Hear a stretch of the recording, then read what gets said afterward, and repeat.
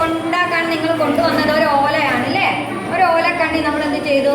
ആദ്യം ഈ ഇരിക്കുന്ന മുകളിൽ അതിനെ കീറിയെടുത്തു അല്ലേ? എന്നിട്ട് 2 കഷ്ണവും ഒരേപോലെ ആക്കി എടുത്തു.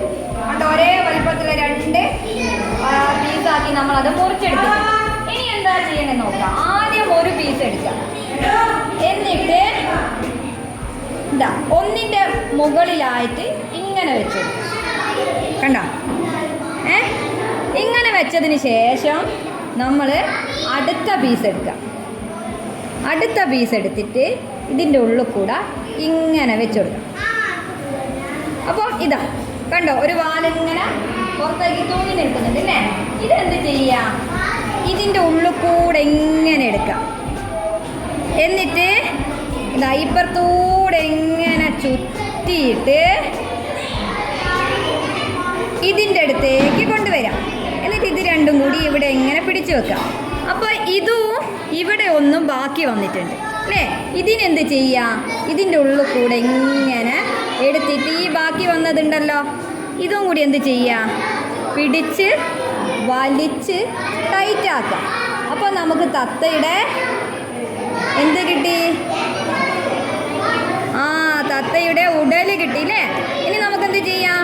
ഇതിങ്ങനെ ഊരിപ്പോവുമല്ലോ അല്ലേ? ഇത് കണ്ടോ, അവിടെ നിന്ന് ഇങ്ങനെ നമ്മൾ വിട്ടാൽ ഇത് ലൂസായി പോകും. അത് ടൈറ്റാക്കി നിർത്താൻ വേണ്ടിയിട്ടുണ്ട്. ഇവിടെ ടൈറ്റാക്കാൻ ഇവിടെ ചെറുങ്ങനെ ഒന്ന് കീറിക്കൊടുക്കുക. എന്നിട്ട് ഇതിൻ്റെ ഉള്ളിൽ കൂടെ ഇങ്ങനെ വലിച്ച് ടൈറ്റാക്കാം. അപ്പോൾ ഇവിടെ ടൈറ്റായി നിന്ന്. ഇനി ഇതാ ഇവിടെ കണ്ടോ ഇങ്ങനെ തൂങ്ങി നിൽക്കുന്നത്? ഇത് ടൈറ്റാക്കണ്ടേ? അതിനെന്ത് ചെയ്യാം? ഇവിടെ ഇങ്ങനെ കീറി കൊടുക്കുക. എന്നിട്ട് ഇതിൻ്റെ ഉള്ളിൽ കൂടെ ഇങ്ങനെ വലിച്ച് എടുക്കാം. അപ്പം നമുക്ക് തത്തയുടെ ഉടൽ കിട്ടിയില്ലേ? ഇനി നമുക്കെന്ത് ചെയ്യാം? ഒരു ഭാഗം വാലും ഒരു ഭാഗം തലയാക്കാം അല്ലേ? അതിന് നമുക്ക് കത്രിക എടുക്കാം. നമുക്ക് ഈ ഭാഗം തലയാക്കാം. അപ്പം എന്ത് ചെയ്യാം? ജസ്റ്റ് ഒന്ന്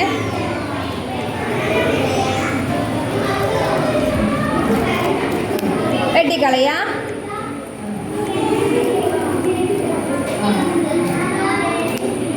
റൗണ്ട് ജസ്റ്റ് ഒന്ന് വെട്ടിക്കൊടുക്കുക. അവിടെ നമുക്ക് എന്ത് ചെയ്യാം? തത്തക്ക് എന്ത് വേണം? കൊക്ക് വേണം അല്ലേ? അവിടെ എന്ത് ചെയ്യാം? ഇങ്ങനെ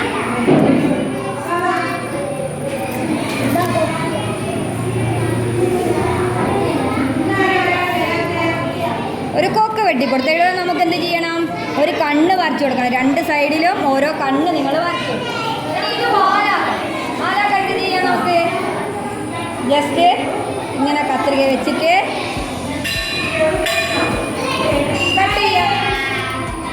ഓക്കെ, ഇനി മാലല്ലേ? കണ്ടോ? അപ്പം തത്തയായി കഴിഞ്ഞാൽ ഇനി നമുക്ക് ഈ കണ്ണ് വരയ്ക്കണം. ഈ തത്തയെ മറപ്പിക്കണ്ടേ നമുക്ക്?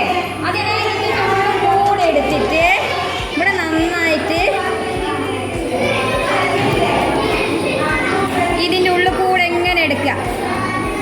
എന്നിട്ട് ഇവിടെ എന്ത് ചെയ്യാം? ഒരു കെട്ടിട്ട് കൊടുക്കുക. ഊരി പോവാതിരിക്കാൻ വേണ്ടിയിട്ടുണ്ട്.